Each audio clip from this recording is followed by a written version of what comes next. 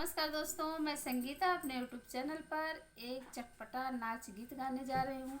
अच्छा लगेगा तो लाइक सब्सक्राइब शेयर कीजिएगा और कमेंट बॉक्स में बताइएगा गीत आप लोग को कैसा लगा और ज़्यादा से ज़्यादा सपोर्ट कीजिएगा और गीत को फुल वॉच करके सुनिएगा, तभी आनंद मिलेगा गीत का। पातर पातर सिधरी का पातर पातर सिंगिया, पातर पातर सिधरी का पातर पातर सिंगिया, बलमा हो पातर मोर करियैया, बलमा हो पातर मोर करियैया।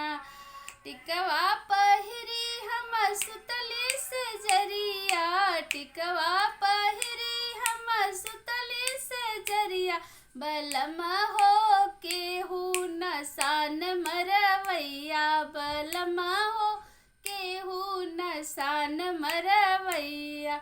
समारे तमारे उहे छोटका देवरवा, मारे तमारे उहे छोटका देवरवा, बलमा हो कुल मजा लेला ननदइया, बलमा हो कुल मजा लेला ननदइया।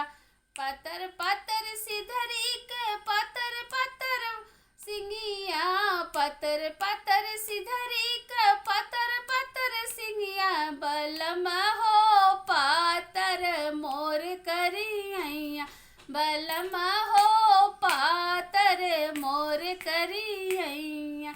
हरवा पहिरी हम सुतली से जरिया, हरवा पहिरी हम सुतली से जरिया, बलमा हो केहू नसान मरवैया, बलमा हो केहू नसान मरवैया। मारे तमारे उहे छोटका देवरवा, मारे तमारे उहे छोटका देवरवा, बलमा हो कुल मजा लेला नन